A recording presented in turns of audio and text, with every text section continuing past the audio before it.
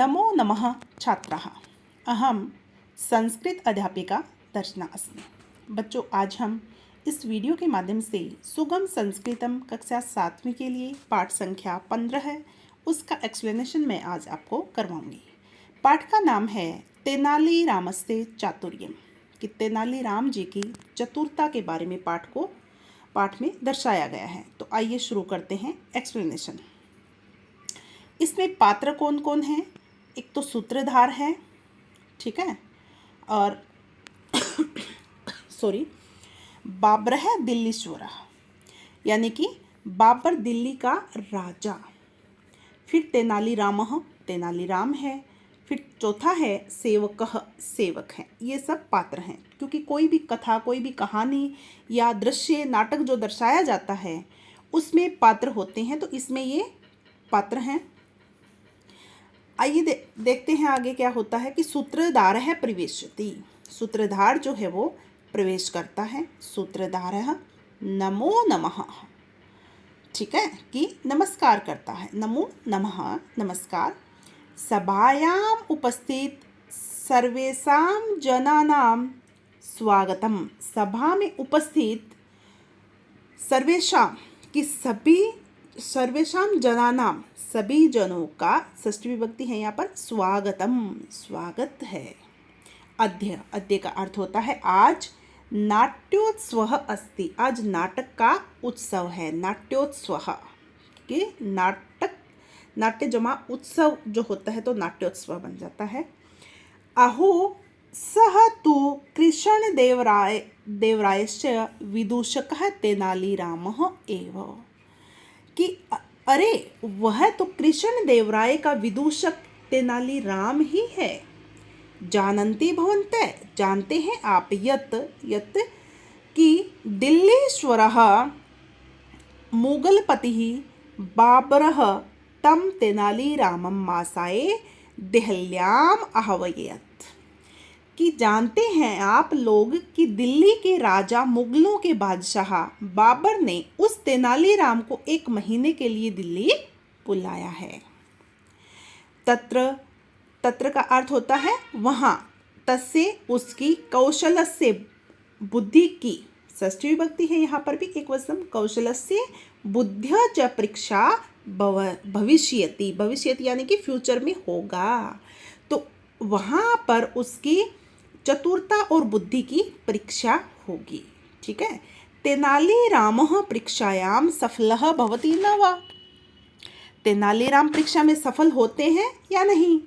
आगच्छन्तु चलामः दिल्लीं प्रति, आओ चलते हैं दिल्ली की ओर। पश्यामः च तेनालीरामम्, और देखते हैं तेनाली राम को। बहुत ही इंटरेस्टिंग, बहुत ही मनोरंजन वाला नाटक है ये। और तेनालीराम की चतुरता के बारे में आपने बहुत सी कहानियां सुनी होगी, तो आइए देखते हैं आज।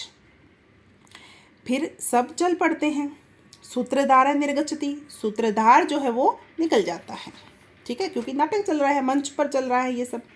तेनालीराम क्या कहता है, देखिए आता है। अहो दुखम बहु दुखम, कि अहो दुख है, बहुत दुख है। अहम वारम वारम निज वार्ताभि नृपति प्रसादयितुम् अचेष्टे, किंतु नृपतिः प्रसन्नः नाभवत् न च सभाजनः, कि मैं बार बार प्रयास कर रहा हूँ कि अपनी बातों से राजा को प्रसन्न करने का प्रयत्न कर रहा हूँ या प्रयास कर रहा हूँ, किंतु राजा प्रसन्न नहीं हुए, न ही सभा के लोग।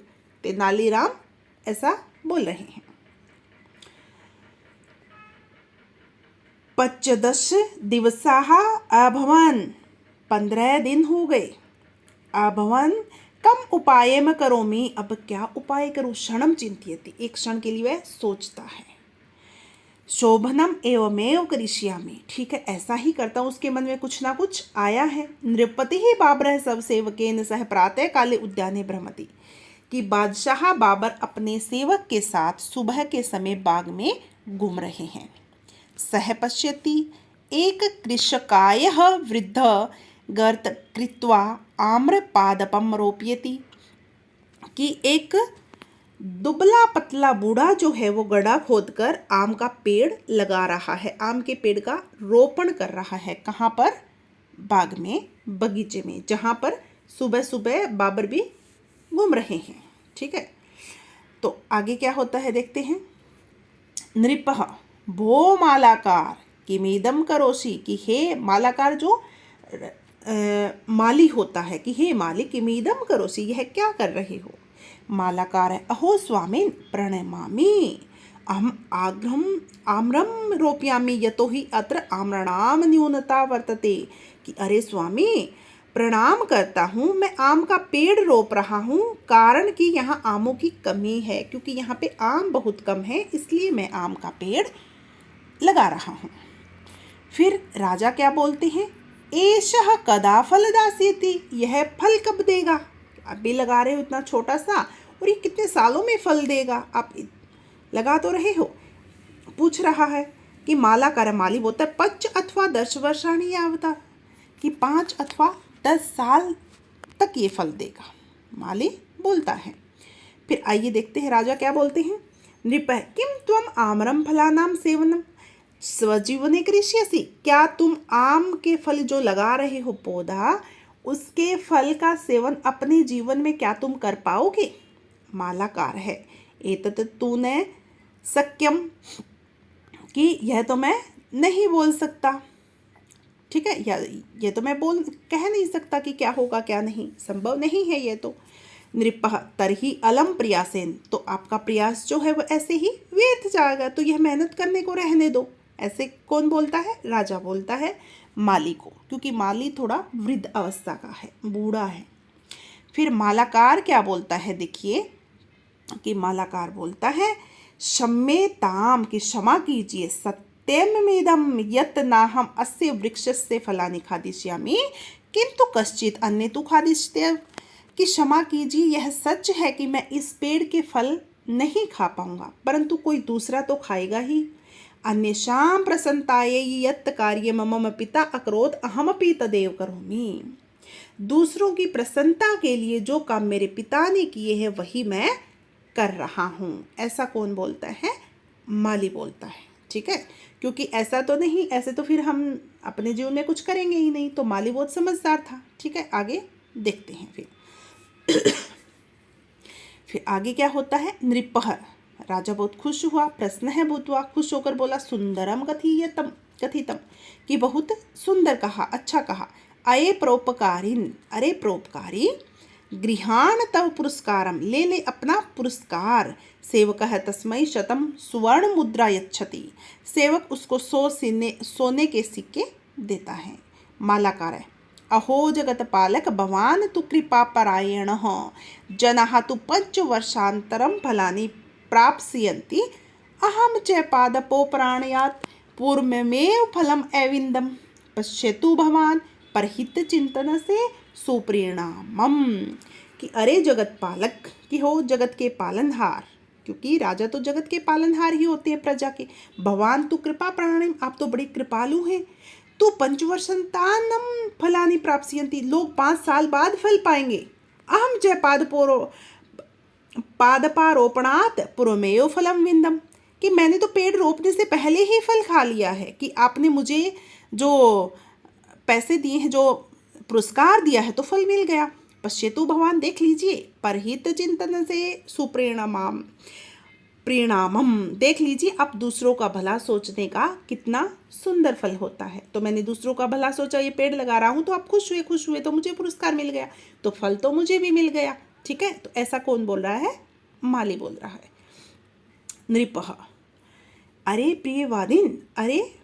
प्रियवादिन मतलब मीठा बोलने वाले, त्वम समुचितम अवद, कि तुम ठीक कह रहे हो। एकम अन्यपि पुरस्कारम तुभ्यम ददामि, सेवकः धनराशि द्वितीयम स्यूतम तस्मै यच्छते, अरे मीठा बोलने वाले, तुमने बिल्कुल ठीक कहा, एक दूसरा इनाम भी तुझको देता हूँ। सेवक धनराशि का दूसरा थैला यानी कि पोटली उसको निकाल कर वह दे देता है। मालाकारः, अहो प्रसन्न होकर बोलता है, अहो अरे भवन महान अनुग्रह, आपकी बड़ी कृपा है। एषः तरु प्रति वर्षम एकवारम फलानि दास्यति, यह पेड़ जो है हर साल एक बार फल देगा। किंतु भवान् वृक्षारोपण दिवसे एव मह्येम द्विवारं फलं प्रदाय एकं नवीनम उदाहरणं प्रस्तुतोति। यह पेड़ तो हर साल एक बार फल देगा, किंतु आपने पेड़ रोपने के दिन ही मुझे 2 बार फल देकर एक नया उदाहरण जो है वो प्रस्तुत किया है। इस प्रकार से राजा खुश होता है। तो आपको पता चलेगा वो बूढ़ा कौन था। आगे देखते हैं। नृपः अधुना अहम, आज मैं वाक्यात्वम प्रशंसामि, तुम्हारे वाक्यों की प्रशंसा करता हूँ।